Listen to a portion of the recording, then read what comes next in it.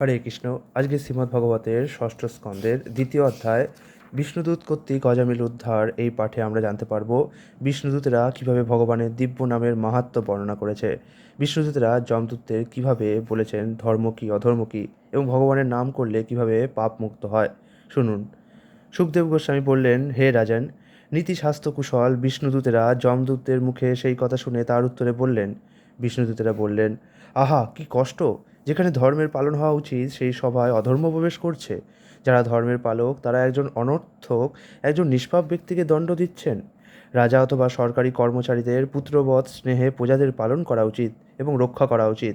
তাদের কর্তব্য শাস্ত্রের নির্দেশ অনুসারে প্রজাদের সদুপদেশ দেওয়া এবং সকলের প্রতি সমদর্শী হওয়া। যমরাজ তা করেন কারণ তিনি হচ্ছেন সর্বোচ্চ ধর্মাধীশ এবং যারা তার পদাঙ্ক অনুসরণ করেন তারাও তাই করেন। কিন্তু তারা যদি ভ্রষ্ট হয়ে যান এবং একজন নিরীহ নির্দোষ ব্যক্তিকে দণ্ডিত করে পক্ষপাত প্রদর্শন করেন, তাহলে প্রতিপালন এবং সুরক্ষার জন্য প্রজারা কোথায় যাবে? জনসাধারণ সমাজের নেতাদের আদর্শ অনুসরণ করে এবং তাদের আচরণের অনুকরণ করে। নেতারা যা স্বীকার করে প্রজারা তাকে প্রমাণ বলে গ্রহণ করে।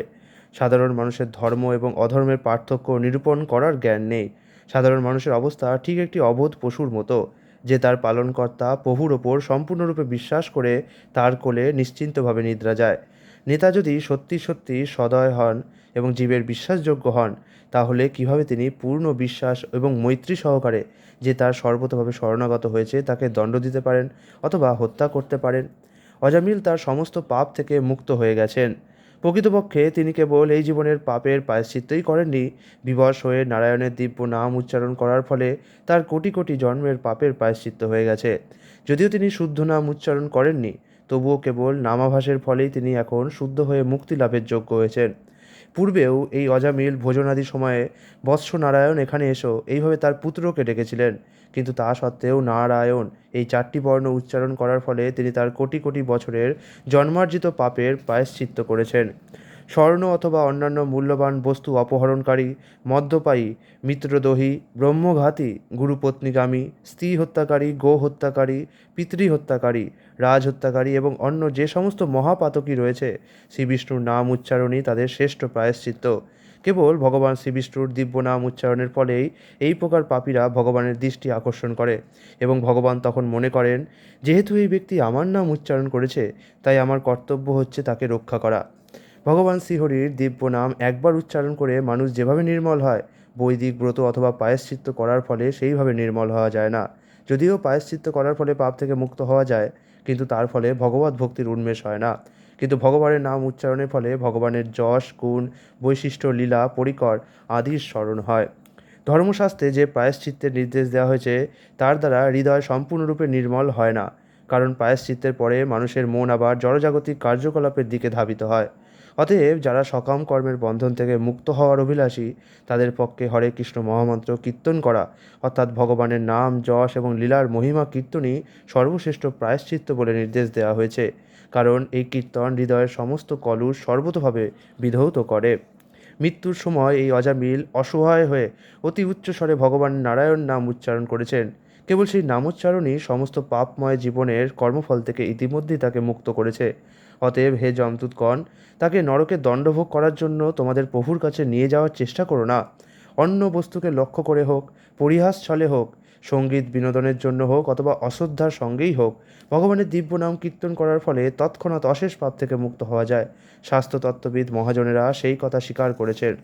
উচ্চ গৃহ থেকে পতিত হয়ে পথে যেতে যেতে পা পিছলে পড়ে হাড় ভেঙে যাওয়ার ফলে, সর্প দংশনের ফলে প্রবল জ্বরে পীড়িত হয়ে অথবা অস্ত্রের দ্বারা আহত হয়ে মরণোন্মুখ ব্যক্তি যদি অবশেও দিব্য হরিনাম উচ্চারণ করে, তাহলে সে পাপী হলেও তাকে নরক যন্ত্রণা ভোগ করতে হয় না। মহর্ষিরা বিশেষ বিচার করে গুরু পাপের গুরু এবং লঘু পাপের লঘু প্রায়শ্চিত্ত বিধান করেছেন, কিন্তু হরিনাম সংকীর্তনের ফলে লঘু গুরু নির্বিশেষে সমস্ত পাপ থেকে মুক্তি লাভ হয়। যদিও তপস্যা দান ব্রত ইত্যাদি প্রায়শ্চিত্তের দ্বারা পাপীর পাপসমূহ বিনষ্ট হয়, তবুও সেই সমস্ত পুণ্যকর্ম হৃদয়ের কর্মবাসনা সমূলে উৎপাটিত করতে পারে না। কিন্তু কেউ যদি ভগবানের শ্রীপাদপদ্মের সেবা করেন, তাহলে তৎক্ষণাৎ কর্মবাসনারূপ সমস্ত কলুষ থেকে তিনি সম্পূর্ণরূপে মুক্ত হন। অগ্নি যেমন তৃণরাশি ভস্মীভূত করে, তেমনি জ্ঞাতসারে হোক অথবা অজ্ঞাতসারে হোক উত্তম শ্লোক ভগবানের নাম কীর্তন করলে সমস্ত পাপ ভস্মীভূত হয়ে যায়। কেউ যদি কোনো ওষুধের শক্তি সম্বন্ধে অবগত না হয়ে সেই ওষুধ সেবন করে অথবা তাকে জোর করে সেবন করানো হয়, তাহলে সেই ওষুধের প্রভাব না জানলেও তা ক্রিয়া করবে, কারণ সেই ওষুধের শক্তি রোগীর জ্ঞানের ওপর নির্ভর করে না। তেমনি ভগবানের দিব্য নাম কীর্তনের প্রভাব না জানলেও কেউ যদি জ্ঞাতসারে হোক অথবা অজ্ঞাতসারে তা উচ্চারণ করে, তার ফল সে প্রাপ্ত হবেই হবে। শ্রী শুকদেব গোস্বামী বললেন, হে রাজন, বিষ্ণুদূতেরা এইভাবে অত্যন্ত সুন্দরভাবে যুক্তিতর্কের দ্বারা ভাগবত ধর্মের সিদ্ধান্ত বিচার করে ব্রাহ্মণ অজামিলকে তার যমদূতের বন্ধন থেকে মুক্ত করেছিলেন এবং আসন্ন মৃত্যু থেকে পরিত্রাণ করেছিলেন। হে অরিণী সুধন মহারাজ পরীক্ষিত, এইভাবে বিষ্ণুদূতদের প্রত্যুত্তর শুনে যমদূতেরা যমরাজের কাছে গিয়ে তাকে সমস্ত বৃত্তান্ত সবিস্তারে বর্ণনা করেছিলেন। যমদূতদের বন্ধন থেকে মুক্ত হয়ে ব্রাহ্মণ অজামিল ভয়মুক্ত হয়েছিলেন এবং প্রকৃতিস্থ হয়েছিলেন। তিনি তখন নতমস্তকে বিষ্ণুদূতদের শ্রীপাদপদ্মে তার সশ্রদ্ধ প্রণতি নিবেদন করেছিলেন। তাদের দর্শন করে তখন তার পরম আনন্দ হয়েছিল, কারণ তারা তাকে যমদূতদের হাত থেকে উদ্ধার করেছিলেন। হে নিষ্পাপ মহারাজ পরীক্ষিত, মহাপুরুষ শ্রী ভগবানের অনুচর বিষ্ণুদূতেরা দেখলেন যে অজামিল কিছু বলতে চাইছেন, তাই তারা সহসা তার সামনে থেকে অন্তর্হিত হয়ে গেলেন। যমদূত এবং বিষ্ণুদূতদের কথোপকথন শ্রবণ করে অজামিল বুঝতে পেরেছিলেন জড়া প্রকৃতির 3 গুণের অধীন ধর্ম কী। সেই তত্ত্ব 3 বেদে বর্ণিত হয়েছে। তিনি জীব এবং ভগবানের সম্পর্ক সম্বন্ধীয় চিন্ময় গুণাতীত ভাগবত ধর্ম সম্বন্ধে অবগত হয়েছিলেন। অধিকন্তু তিনি ভগবানের নাম যশ গুণ লীলা আদি মহিমাও শ্রবণ করেছিলেন। এইভাবে তিনি পূর্ণরূপে শুদ্ধ ভক্তে পরিণত হয়েছিলেন। তার তখন পূর্বকৃত পাপকর্মের কথা স্মরণ হয়েছিল এবং সেই জন্য তিনি অত্যন্ত অনুতপ্ত হয়েছিলেন। অজামিল বললেন, হায়, আমার ইন্দ্রিয়ের দাস হয়ে আমি কতই না অধঃপতিত হয়েছিলাম। আমি আমার ব্রাহ্মণচিত গুণ হারিয়ে একটি বেশ্যার গর্ভে সন্তান উৎপাদন করেছি।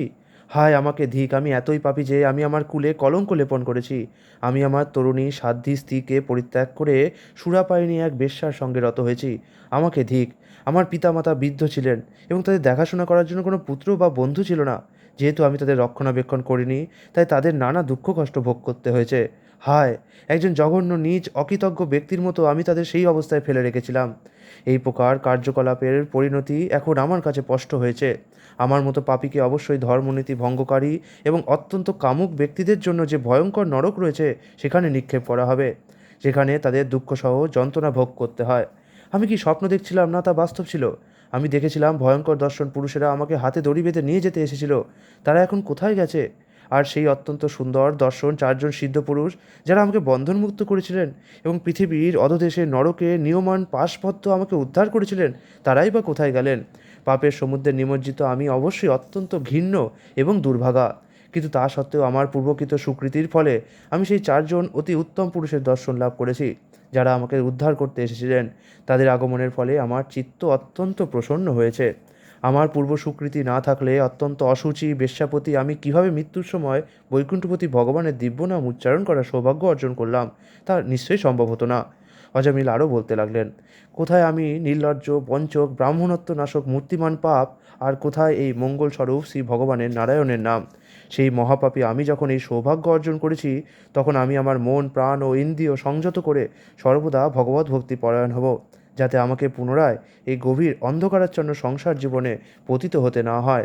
দেহাত্ম বুদ্ধি থেকে ইন্দ্রিয় সুখ ভোগের বাসনার উদয় হয় এবং তার ফলে জীব নানা প্রকার পাপ এবং পুণ্যকর্মের বন্ধনে আবদ্ধ হয়ে পড়ে। এটিই জড়বন্ধনের কারণ।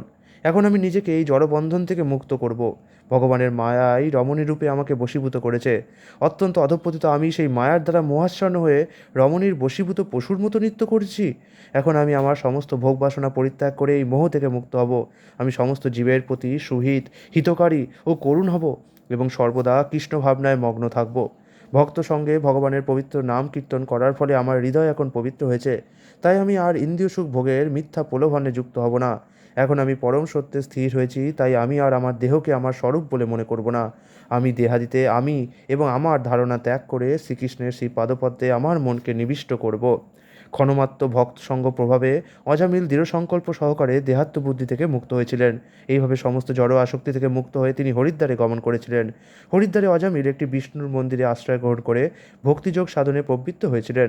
তিনি তার ইন্দ্রিয়গুলিকে সম্পূর্ণরূপে সংযত করে তার মন ভগবানের সেবায় পূর্ণরূপে নিবিষ্ট করেছিলেন। অজামিল পূর্ণরূপে ভগবত ভক্তিতে যুক্ত হয়েছিলেন।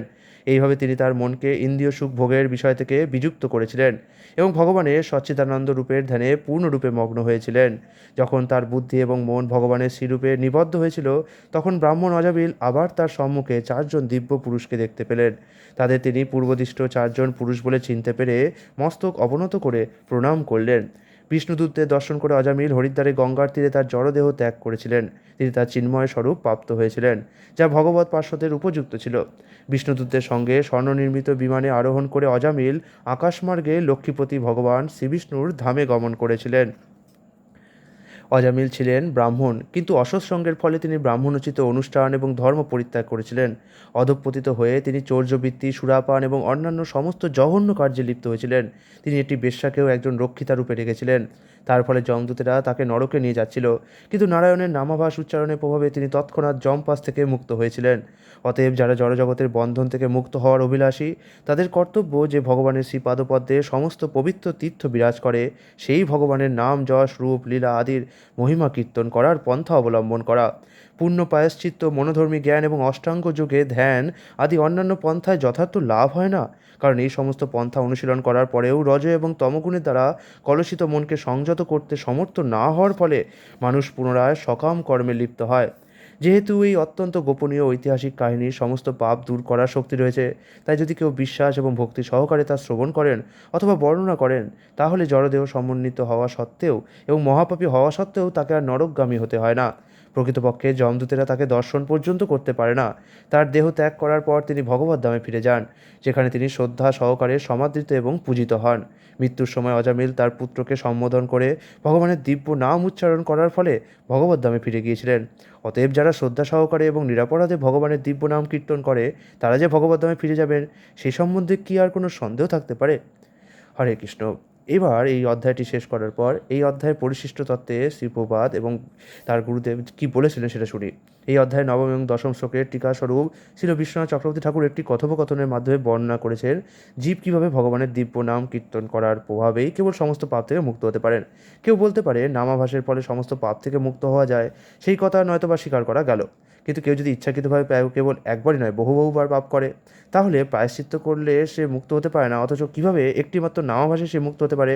তার উত্তরে শ্রীল বিশ্বনাথ চক্রবর্তী ঠাকুর নবম এবং দশম শ্লোকের উদ্ধৃতি দিয়ে বলেছেন, স্বর্ণ অথবা অন্যান্য মূল্যবান বস্তুর অপহরণকারী এবং অন্যান্য পাপকারী যে লোকরা হয়েছে, পাতকীরা রয়েছে, শ্রীবিষ্ণুর নাম উচ্চারণই তাদের শ্রেষ্ঠ প্রায়শ্চিত্ত। যেহেতু এই ব্যক্তিরা আমার দিব্য নাম উচ্চারণ করেছে, মানে ভগবান ভাবে, তাই আমার কর্তব্য হচ্ছে তাকে রক্ষা করা। ভগবানের নাম কীর্তন করার ফলে সমস্ত পাপ বিনষ্ট হয়ে যায়, কারণ এই ভগবানের নাম ভগবানের দৃষ্টি আকর্ষণ করেন। যদিও তাকে প্রায়শ্চিত্ত বলা হয় না, মানে ভগবানের নাম না কীর্তন করে যে প্রায়শ্চিত্ত করা হয় তাকে প্রায়শ্চিত্ত বলা হয় না, ভগবানের নাম কীর্তন করার ফলে যে পাপ বিনষ্ট হয় তাকে প্রায়শ্চিত্ত বলা হয় না। সাধারণত প্রায়শ্চিত্তের প্রভাবে পাপ সাময়িকভাবে নিষ্কৃতি লাভ হতে পারে, কিন্তু তা পাপ বাসনা নির্মূল করে হৃদয়কে সম্পূর্ণরূপে নির্মল করতে পারে না। তাই প্রায়শ্চিত্ত ভগবানের দিব্য নাম কীর্তনের মতো শক্তিশালী নয়। হরে কৃষ্ণ।